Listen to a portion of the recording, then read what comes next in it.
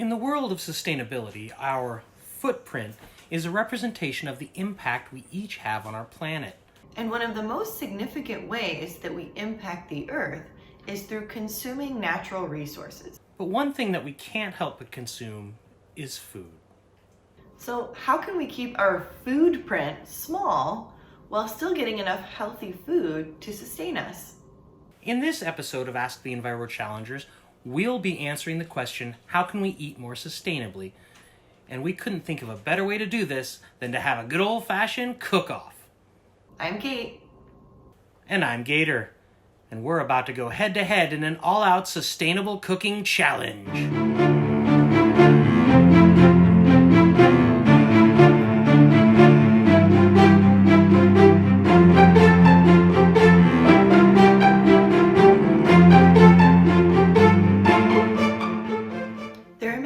To consider when we're trying to keep our food print small. Where does our food come from, and how does it get to us? How is it packaged?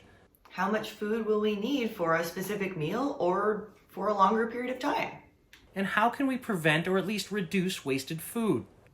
We each have different living situations which will determine how we choose to incorporate sustainability into our cooking.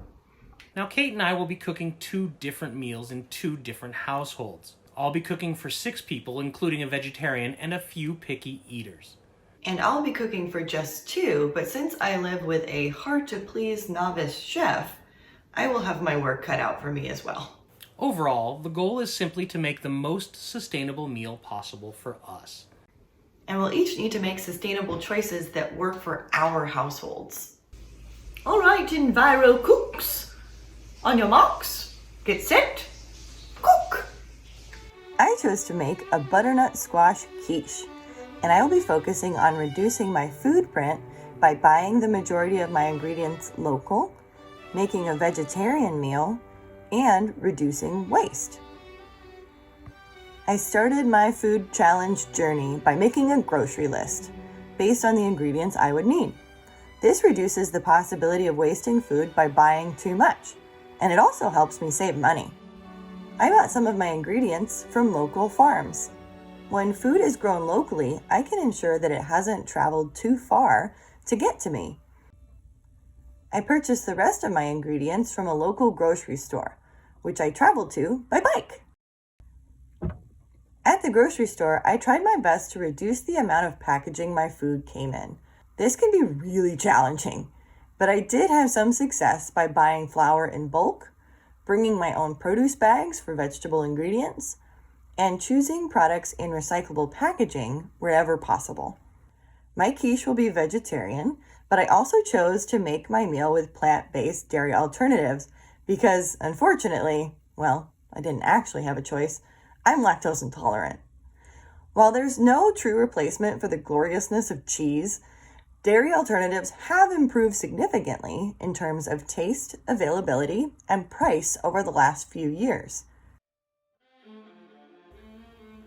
Back at home, I began by making the quiche crust from scratch.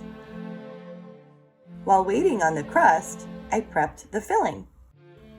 I peeled and chopped the butternut squash and ended up with a lot of food scraps.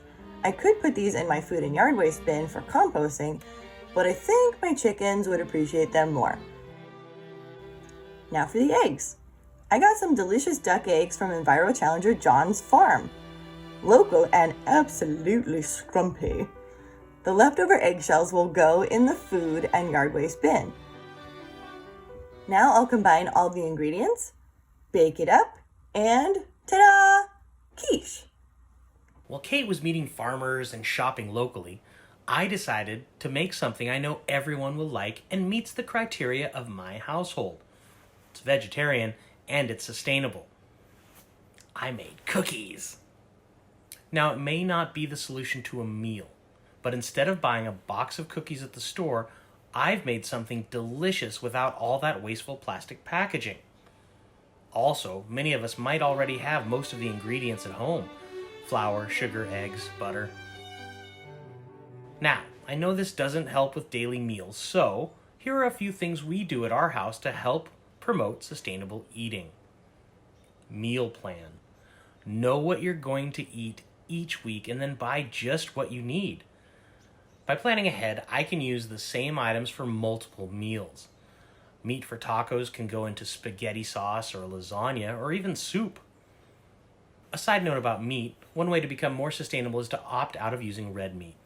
Chicken and ground turkey are great alternatives. Wild-caught salmon and cod or even tofu can fit right into a weeknight meal. Make sure you eat the food you buy.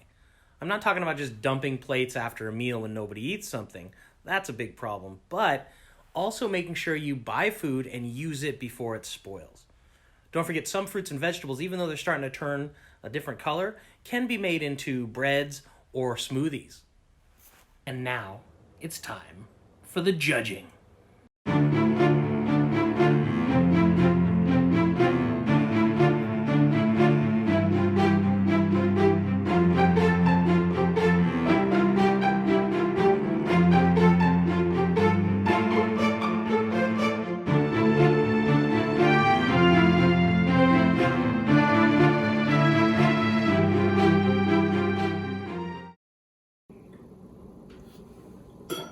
Needs hot sauce.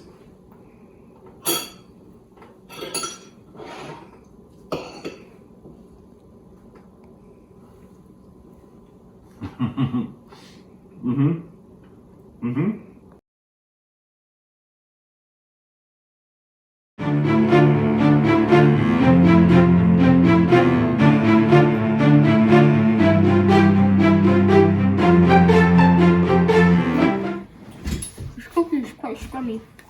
Very scrummy. It has soggy bottom, but is a little bit overbaked.